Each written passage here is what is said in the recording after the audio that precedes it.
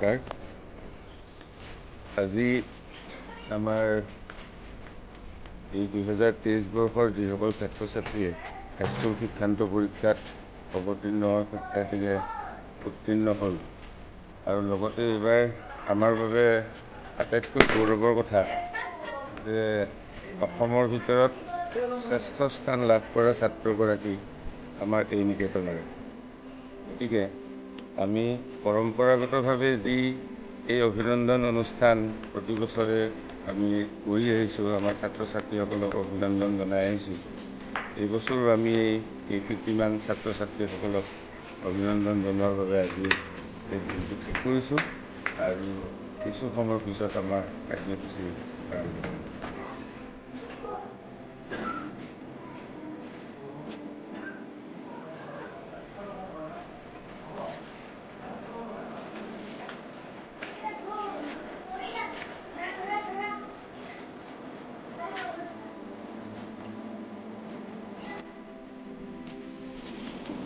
Hello.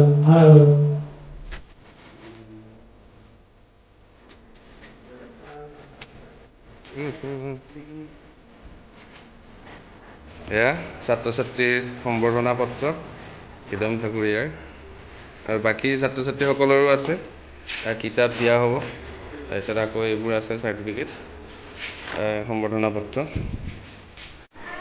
আৰু এইফালে ছাত্ৰ ছাত্ৰীসকলে পূৰা বেলুন ফুলাই আছে প্ৰেক্ষাগৃহটোত লগাবৰ কাৰণে, আৰু চন্দিলো লগত সহযোগ কৰি আছে। আৰু এইফালে আমাৰ আচাৰ্য অন্নপূৰ্ণা, অনামিকা আচাৰ্যা আৰু বৰ্ণালী কলিতা আচাৰ্যাই যিসমূহ কিতাপ বান্ধিব থাকি গৈছিল পেকিং কৰি আছে। আৰু এইফালে এয়া ৰীতা আচাৰ্যা, তাৰপিছত শৰ্মানী আচাৰ্যা আৰু জগদীশ, হিৰণ্যময়ী আচাৰ্যা সকলোৱে এইদৰে গামোচা জপাত ব্যস্ত হৈ আছে। আৰু শৰ্মানী বাইদেউ পূৰা সাজোনে কাচোনে আহিছে, আজি ভাল লাগিছে। আৰু এয়া আমাৰ সভাপতি ছাৰ বৰ্তমানৰ, আৰু এয়া আমাৰ এক্স সভাপতি ছাৰ ফণীন্দ্ৰ কলিতা ছাৰ। আৰু ছাত্ৰ ছাত্ৰীসকলক আজি সম্বৰ্ধনা জনাব হ'ব। এয়া আমাৰ সভাৰ কাম আৰম্ভ হৈছে, আৰু বন্তি প্ৰজ্বলন কৰিছে আমাৰ নিকেতনৰ বৰ্তমান সভাপতি দেৱী সিং অধিকাৰীদেৱে, আৰু লগত সহযোগ কৰিছে ফণীন্দ্ৰ ছাৰে।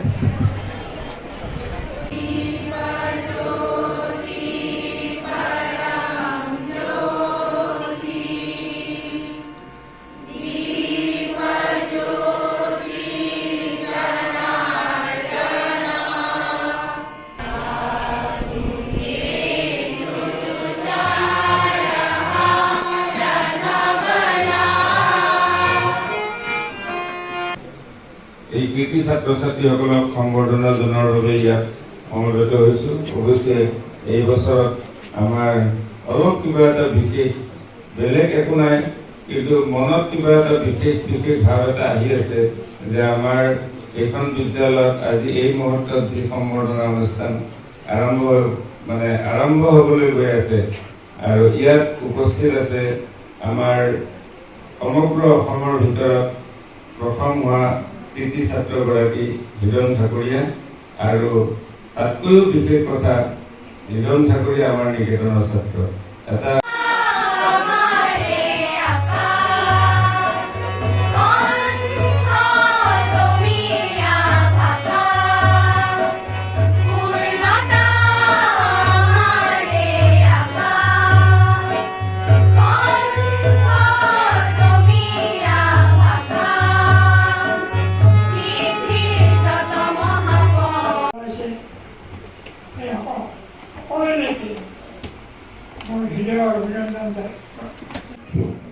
শংকৰদেৱ শিশু নিকেতন শিঙৰীৰ প্ৰধান আচাৰ্য তথা আচাৰ্য সম্বৰ্ধনা জনাইছে হীৰম ঠাকুৰ। নমস্কাৰ। মঞ্চত ভৱিষ্য বিশিষ্ট ব্যক্তিসকল, অতিকৈ শ্ৰদ্ধাৰ আচাৰ্য তথা প্ৰধান আচাৰ্য মহোদয়,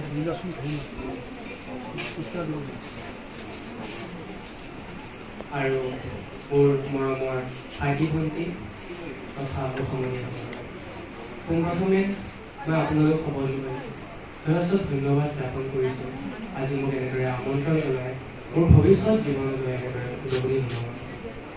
আজি মই খুবেই আনন্দিত যে যিখন নিকেতনে মোক সৰুৰে পৰা ডাঙৰ দীঘল কৰিছে সেইখন নিকেতনলৈ মই অকণমান সময়ৰ কাৰণে হ'লেও কিবা এটা প্ৰদান কৰি আনিব সক্ষম হ'ম। যিদৰে প্ৰধান আচাৰ্যই মোক কৈছিল, তেখেতৰ বহুদিনৰ এটা সপোন আছিল যে নিকেতনখনে এনেকুৱা এটা গৌৰৱ কঢ়িয়াই আনিব, আৰু তেখেতৰ বিশ্বাসো আছিল যে এনেকুৱা এটা ফলাফল আমাৰ নিকেতনৰ ছাত্ৰই কৰিবলৈ সক্ষম হ'ব।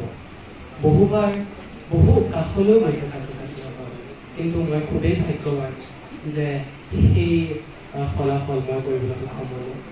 আজি মই মোৰ এই কৃতিত্বতকৈ মোৰ নিকেতনৰ আচাৰ্য মোৰ পিতৃ মাতৃ, মোৰ দাদা তথা সমূহ ঢেকীয়াজুলিবাসীৰ ৰাইজৰ আনন্দইহে মোক প্ৰকৃত সুখ প্ৰদান কৰিছে। মোৰ ভাল লাগিছে যে মোৰ বাবেই হয়তো আজি অসমৰ কিছুমান মানুহে হ'লেও ঢেকীয়াজুলিৰ নামটো শুনিছে, গতিকে সেয়াই মোৰ কাৰণে যথেষ্ট। কিন্তু মোৰ জীৱন এতিয়াই শেষ হোৱা নাই আৰু যথেষ্টখিনি বাকী। গতিকে মই আপোনালোক সকলোৰে পৰা আশীৰ্বাদ বিচাৰিছোঁ, আৰু মোৰ ভাইটি ভণ্টিসকলে মোক খুব ভালদৰে জানে, তেওঁলোকৰ লগত খুব সময় মই পাৰ কৰিছোঁ। গতিকে তোমালোকেও ভালদৰে পঢ়া শুনা কৰি যোৱা, নিজৰ যি সপোন আছে সেইবোৰ পূৰা কৰা, পাৰিবা তোমালোকে পঢ়ি যোৱা, যিবোৰ তোমালোকৰ পেশ্যন আছে, যিবোৰ সপোন আছে, যিবোৰ তোমালোকৰ কৰি ভাল লাগে সেইবোৰতে তোমালোক লাগি থাকা। লগতে নিজৰ পিতৃ মাতৃৰ যাতে গৌৰৱবোধ কৰাব পাৰা, আৰু লগতে তোমাৰ পিছফালে যিখিনি ব্যক্তিয়ে কষ্ট কৰিছে সেইসকলক যাতে এদিন গৌৰৱবোধ কৰাব পাৰা, তাৰ বাবে অহৰহ প্ৰচেষ্টা অব্যাহত ৰখা। আৰু এইখিনি কৈ মই মোৰ বক্তব্য সামৰণি মাৰিছোঁ। সন্মানীয় অভিভাৱকসকল আৰু মৰমৰ ছাত্ৰ ছাত্ৰীসকল, মই আপোনালোক সকলোলৈ জয়তে আন্তৰিক শুভেচ্ছা জনাইছোঁ। বিশেষকৈ যিসকল ছাত্ৰ ছাত্ৰীয়ে অতি সুখ্যাতিৰে এই অঞ্চলৰ সুনাম কঢ়িয়াই আনিবলৈ সফল হৈছে।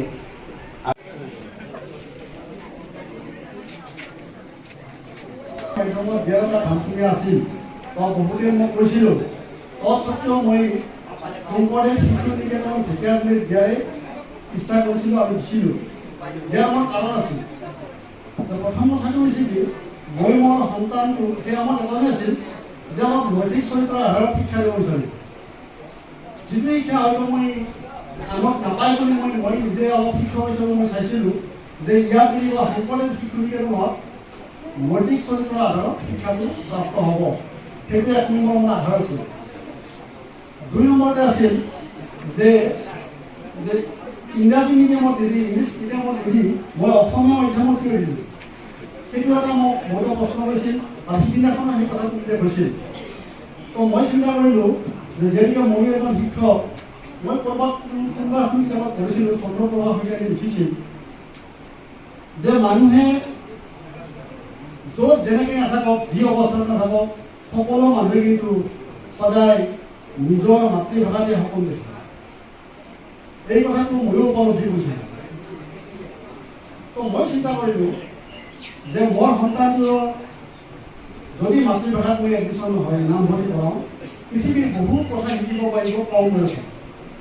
যিটো হয়তো ইংৰাজী মাধ্যমত দিলে সেই শিকাত দেৰি হ'ব। এইটো এটা মই নিজকে এটা বিবেচনা কৰি লৈছিলোঁ। এখন স্মাৰক আৰু এখন মানপত্ৰ আছে, আৰু এই মানপত্ৰখন পাঠ কৰি বঙালী কৰিব, আচলতে বঙালী কৰিব।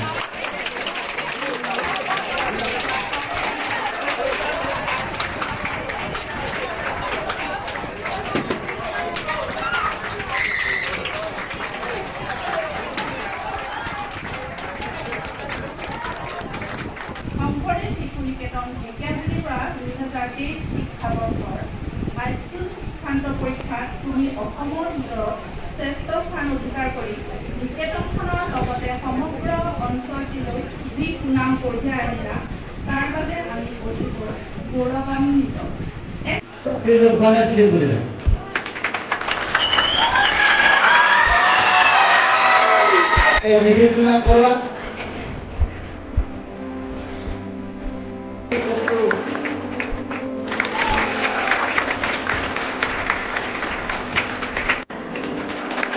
Thank you.